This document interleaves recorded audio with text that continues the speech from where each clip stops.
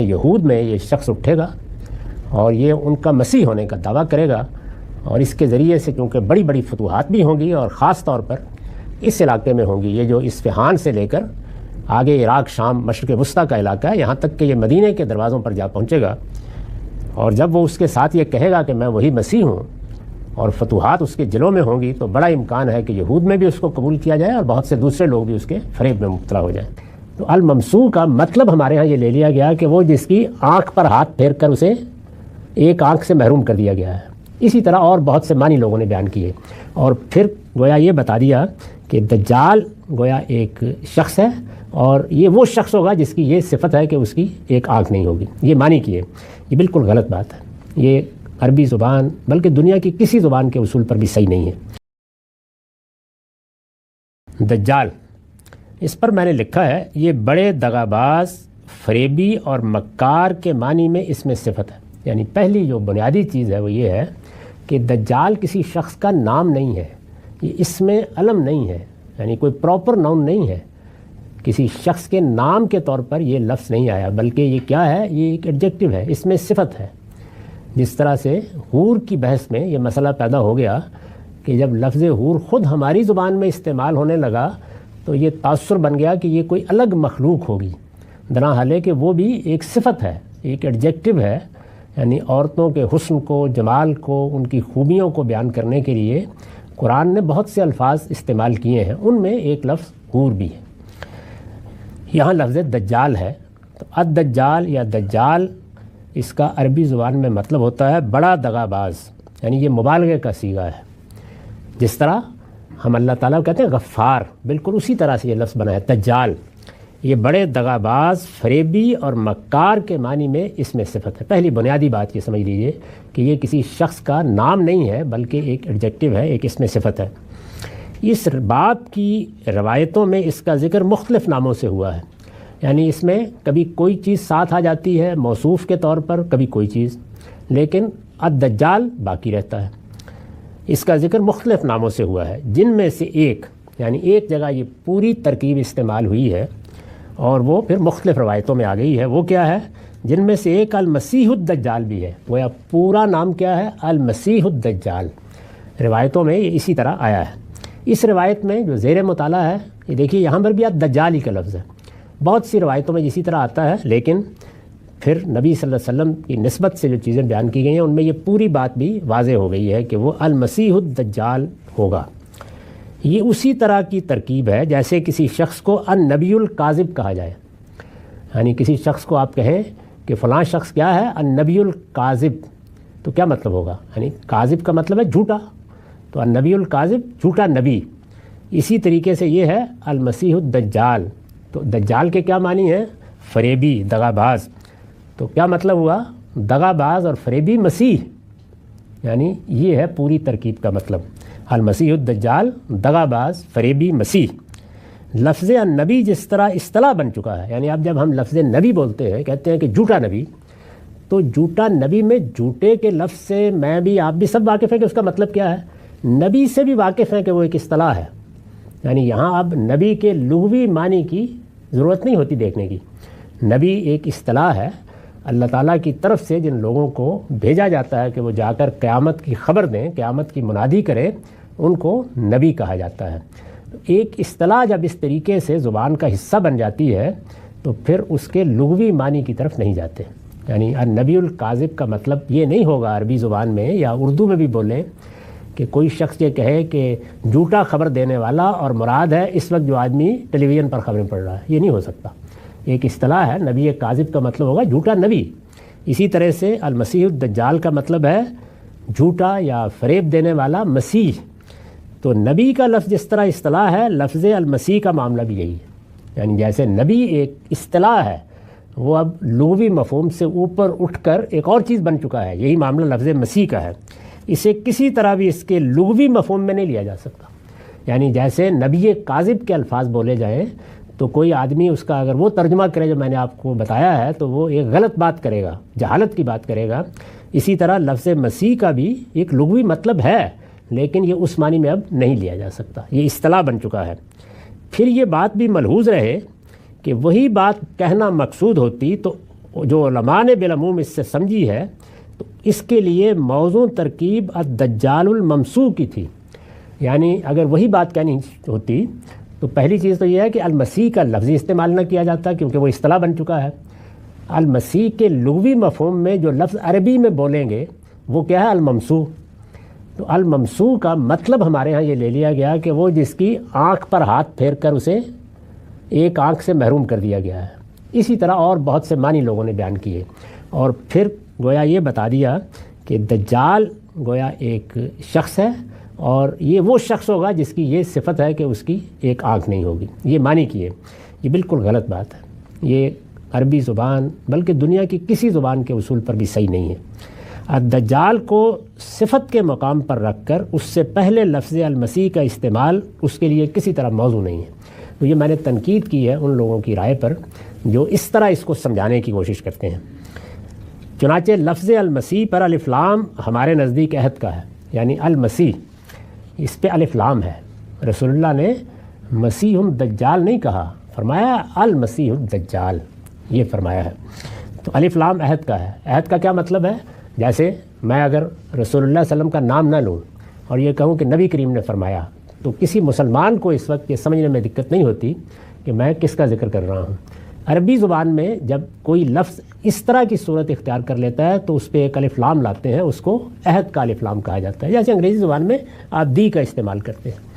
تو جب یہ کہا جاتا ہے کہ نبی کریم، نبی صلی اللہ علیہ وسلم، تو اب ظاہر ہے کہ نبی تو حضرت موسیٰ بھی ہیں، وہ حضرت مسیح بھی ہیں، ابراہیم بھی ہیں، لیکن ہمارے عرف میں پھر نبی کریم سے یا نبی صلی اللہ علیہ وسلم سے ایک ہی شخصیت مراد ہوتی ہے. تو مسیح کا معاملہ بھی بالکل ایسے ہی ہے. یعنی مسیح یہودیوں کے ہاں ہر نبی مسیح تھا. ان کے ہاں یہ طریقہ تھا کہ جب کسی کو نبوت ملتی تھی تو پہلے جانے والا نبی، پے در پے نبی آ رہے تھے. کفینا من بعدہ بالرسل کہا ہے نا قرآن نے، ایک کے بعد دوسرا نبی. تو جب دوسرا نبی آ جاتا تھا تو پہلا نبی اس کے سر پر تیل کی چند بوندیں ڈال کر مسا کرتا تھا اسے. اس سے یہ لفظ بنا مسیح. یعنی گویا یہ اس کی طرف سے اعلان ہے کہ اس کا تقرر ہو گیا ہے، یہ اب اللہ کا پیغمبر ہے. تو سارے نبی مسیح کہلاتے تھے. اس میں یہ پیشین گوئی کی گئی کہ ایک وہ آئے گا جو پیدائش سے خدا کا مسیح ہوگا. یعنی اس کو کسی کے تعارف کی ضرورت نہیں ہوگی، وہ اپنا تعارف آپ ہوگا. تو حضرت مسیح بن باپ کے پیدا ہوئے اور بچپن میں انہوں نے اپنے پیغمبر ہونے کا اعلان کیا، اس وجہ سے وہ المسیح کہلاتے ہیں. تو قرآن مجید میں یہ المسیح کا لقب ان کے لیے استعمال ہوا ہے. جس طریقے سے میں نے عرض کیا کہ اب النبی ہمارے لیے ایک شخصیت ہے جس کو ہم جانتے ہیں، تو المسیح کا مطلب ہے حضرت مسیح علیہ السلام. یعنی انہی کا ذکر ہوگا جب بھی ہوگا. تو مطلب کیا ہوا؟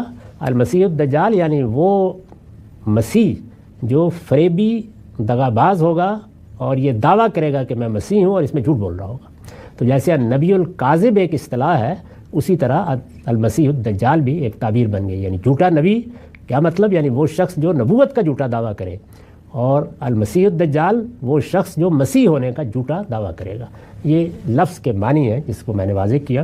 یہ ابھی کافی مفصل بحث ہے، اس کو اگلی نشست میں کریں گے. تو آخر دعوانا الحمدللہ. دجال کی نشانی کے بارے میں میں اپنا نقطہ نظر واضح کر رہا تھا. اس میں اتنی بات میں نے بتا دی تھی کہ لفظ دجال تنہا نہیں آیا، روایتوں میں المسیح الدجال کے الفاظ آئے ہیں. اور المسیح الدجال کا جو مطلب لوگوں نے عام طور پر سمجھا ہے وہ صحیح نہیں ہے. عربیت کی روح سے اس کا صحیح مفہوم یہ ہے کہ وہ شخص جو جھوٹا مسیح ہونے کا دعویٰ کرے گا. یعنی دجال کا مطلب ہے فریب دینے والا، جھوٹ بولنے والا، لوگوں کو دغا میں مبتلا کرنے والا. یہ دجال کہتے ہیں. دجل و فریب اردو زبان میں بھی بولتے ہیں، یہ وہی لفظ ہے. تو دجال فریبی، مکار، اور المسیح یعنی وہ جو جھوٹا ہوگا، مکار ہوگا اور لوگوں سے یہ کہے گا کہ میں وہ مسیح ہوں جو آ گیا ہوں. یہ در حقیقت پیشین گوئی ہے رسول اللہ صلی اللہ علیہ وسلم کی، اگر آپ کی طرف اس کی نسبت صحیح ہے. اس لیے کہ روایتیں لوگوں کا بیان ہے، ان میں ہمیشہ یہی دیکھنا چاہیے کہ اگر یہ بات اللہ کے پیغمبر کی طرف لوگوں نے صحیح منسوب کی ہے تو پھر ہم اس کو سمجھنے کی کوشش کر رہے ہیں. اس کا پورا امکان ہوتا ہے کہ بات ہی صحیح منسوب نہ کی گئی ہو. تو ہم یہاں پہنچ گئے تھے کہ چنانچہ لفظ المسیح پر الف لام ہمارے نزدیک عہد کا ہے، اور اس سے مراد وہ مسیح ہے جس کی بعثت کے یہود صدیوں سے منتظر تھے. یعنی یہ کیوں ممکن ہو جائے گا کہ کوئی شخص یہ دعویٰ کرے کہ میں مسیح ہوں؟ ظاہر ہے کہ جب بھی کوئی اس طرح کی بات ہوتی ہے تو اس کے پس منظر میں کچھ حقائق ہوتے ہیں، ورنہ کون سنے گا کسی کا دعویٰ؟ اگر اللہ تعالیٰ نے پہلے دن سے پیغمبر بھیجے ہی نہ ہوتے تو پہلی دفعہ کوئی آدمی آ کے کہتا کہ میں پیغمبر ہوں تو کون اس کی بات سنتا؟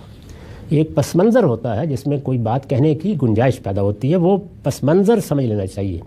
لفظ مسیح کے بارے میں جو کچھ میں نے عرض کیا اس کا خلاصہ کر دیتا ہوں. یعنی کیا چیز تھی؟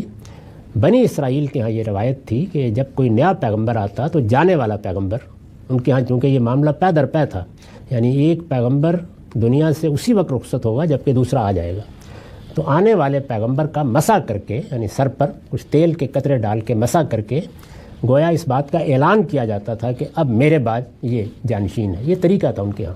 اس سے یہ لفظ مسیح بنا. مسیح وہی مسح ہے جیسے ہم بھی بولتے ہیں، تو مسیح بنا. یعنی یہ گویا فعیل بمعنی مفعول ہے، وہ جس کو مسح کیا گیا، اس سے یہ مسیح کی اصطلاح بن گئی. سیدنا مسیح علیہ السلام، عیسیٰ علیہ السلام یعنی ابن مریم، وہ اللہ کی طرف سے یہ مسیح ہو کر آئے. یعنی ان کے لیے دنیا میں کسی اعلان کی ضرورت نہیں پڑی، وہ اعلان اللہ کی طرف سے کیا گیا. بچپن میں انہوں نے کیا، گہوارے میں کیا. وہ ایک غیر معمولی معاملہ ہوا، اس لیے کہ بنی اسرائیل کے خاتمے کا وقت آ گیا تھا. اللہ کی ایک منتخب قوم اب دنیا سے ہمیشہ کے لیے اپنی منصبی حیثیت کے لحاظ سے ختم کی جا رہی تھی. تو اللہ تعالیٰ نے اس طرح سے مسیح بھیجا. ان کو اس لیے المسیح کہا جاتا ہے. یعنی وہ صرف مسیح نہیں ہے، مسیح تو سب کے سب تھے، وہ المسیح ہیں. یہ گویا دی کے ساتھ ان کو متعارف کرایا گیا.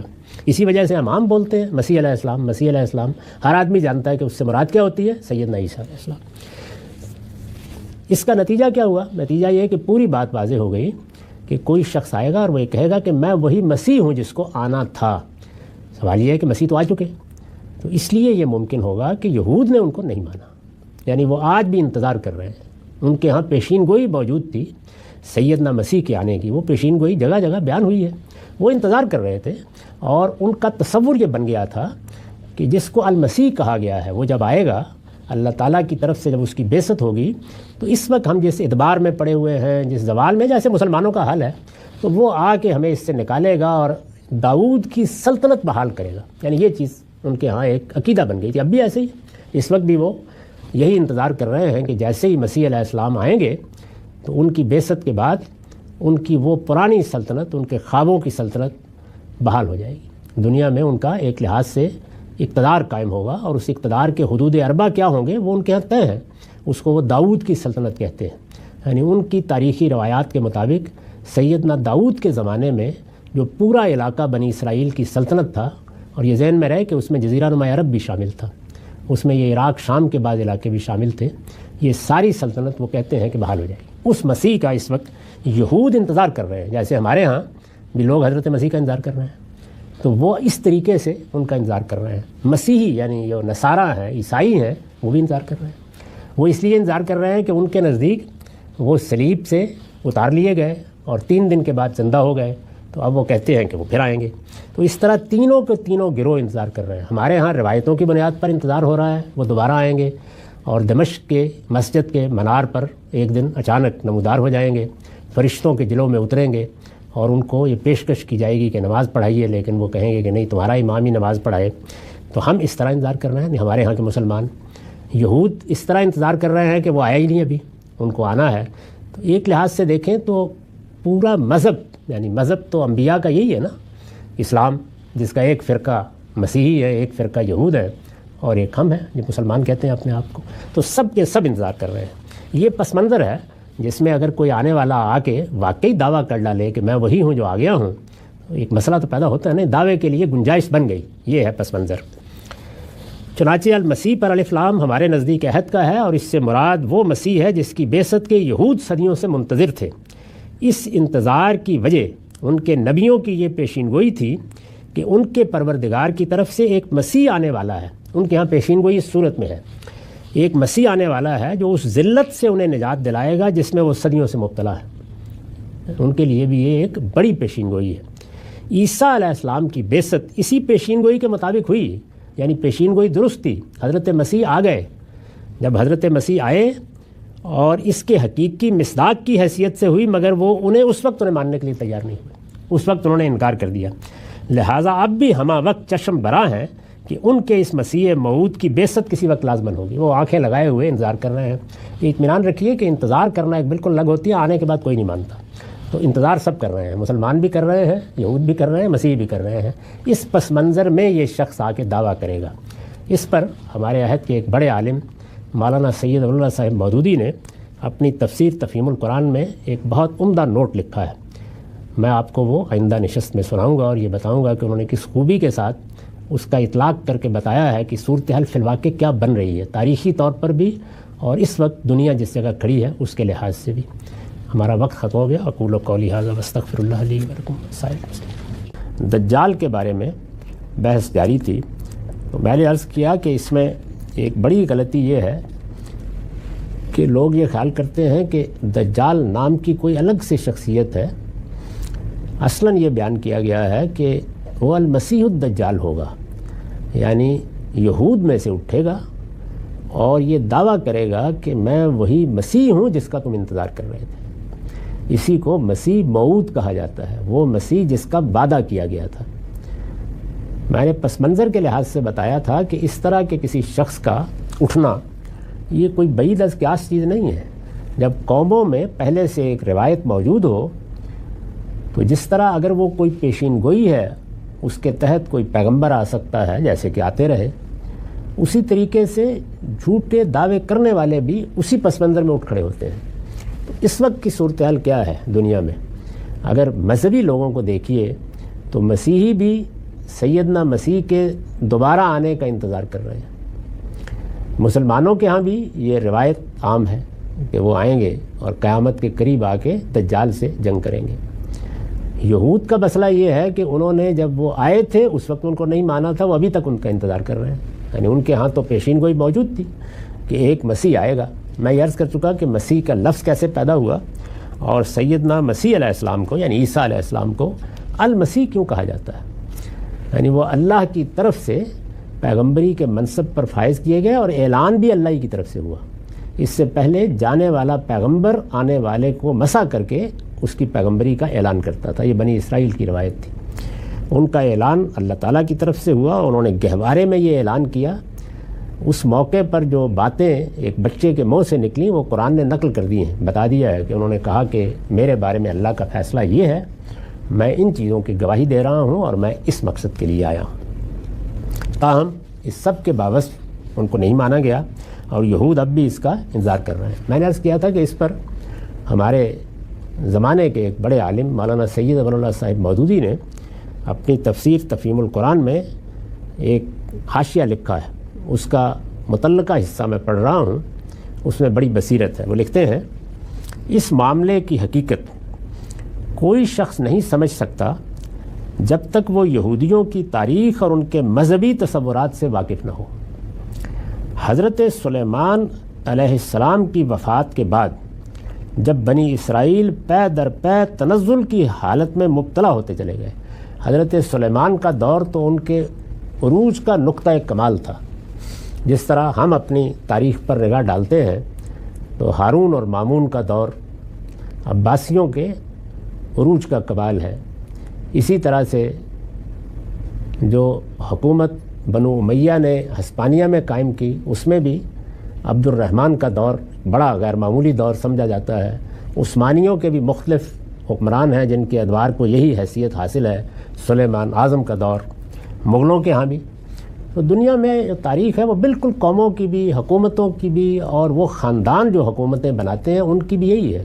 یعنی جس طریقے سے انسان اٹھتا ہے، ایک کوپل کی طرح آگے بڑھتا ہے، پھر لڑکپن کے بچپن کے مراحل سے گزر کر شباب کو پہنچ جاتا ہے، پھر آہستہ آہستہ اس میں اضمحلال آتا ہے یہاں تک کہ بوڑھا ہو جاتا ہے۔ اسی طریقے سے قوموں پر بھی یہ سارے مراحل گزرتے ہیں اور وہ بھی اسی طرح اس محلال میں مبتلا ہو کے ختم ہو جاتی ہیں۔ تو سلیمان علیہ السلام کا زمانہ بنی اسرائیل کے لیے، داؤد و سلیمان کا زمانہ آخری درجے کے عروج کا زمانہ تھا، جیسے مغلیہ سلطنت کو ہم اکبر، جہانگیر اور شاہ جہان کے زمانے میں دیکھتے ہیں۔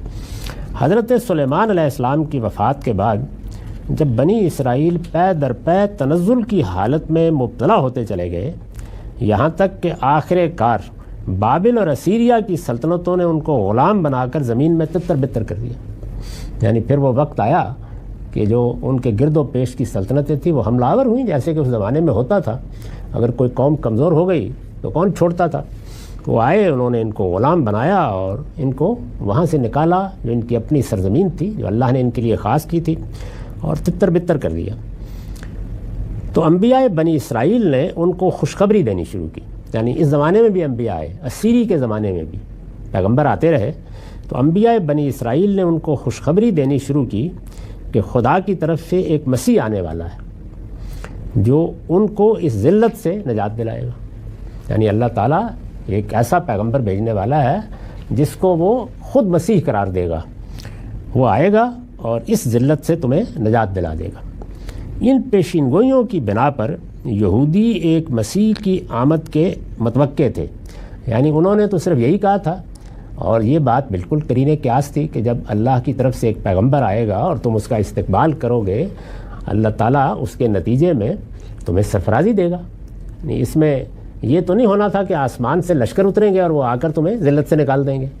پہلی چیز تو یہی تھی کہ اللہ کا پیغمبر آئے تو تمہارا کیا رویہ اس کے بارے میں ہوگا، لیکن انہوں نے جو چیزیں اس کے ساتھ وابستہ کر لیں وہ یہ تھی کہ اب یہ بادشاہ ہوگا، لڑ کر ملک فتح کرے گا۔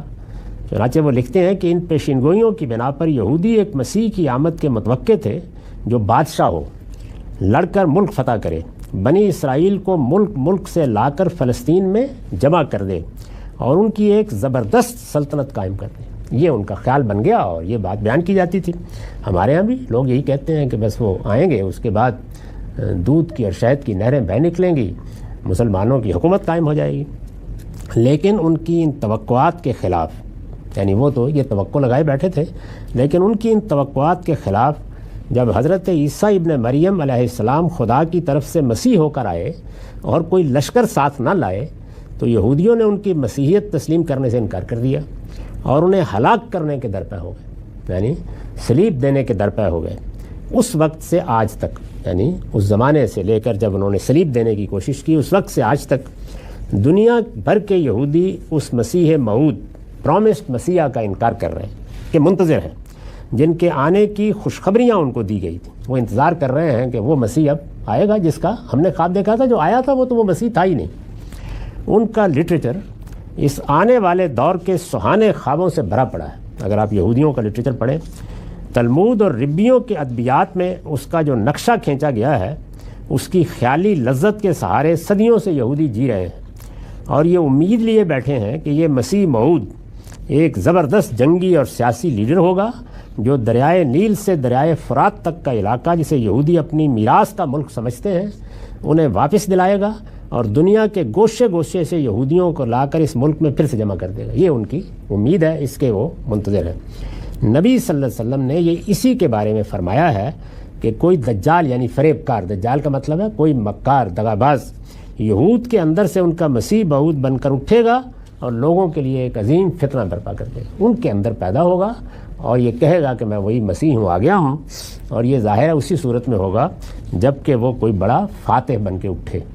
تو یہ ایک تصویر ہے جس کو سامنے رکھ کر اس دجال کی پیشین گوئی کو سمجھا جا سکتا ہے کہ جو اس کی تفصیلات ہمارے سامنے آتی ہیں ان کی روشنی میں یہود میں یہ شخص اٹھے گا اور یہ ان کا مسیح ہونے کا دعویٰ کرے گا، اور اس کے ذریعے سے چونکہ بڑی بڑی فتوحات بھی ہوں گی اور خاص طور پر اس علاقے میں ہوں گی، یہ جو اصفہان سے لے کر آگے عراق، شام، مشرق وسطیٰ کا علاقہ ہے، یہاں تک کہ یہ مدینے کے دروازوں پر جا پہنچے گا، اور جب وہ اس کے ساتھ یہ کہے گا کہ میں وہی مسیح ہوں اور فتوحات اس کے جلوں میں ہوں گی، تو بڑا امکان ہے کہ یہود میں بھی اس کو قبول کیا جائے اور بہت سے دوسرے لوگ بھی اس کے فریب میں مبتلا ہو جائیں۔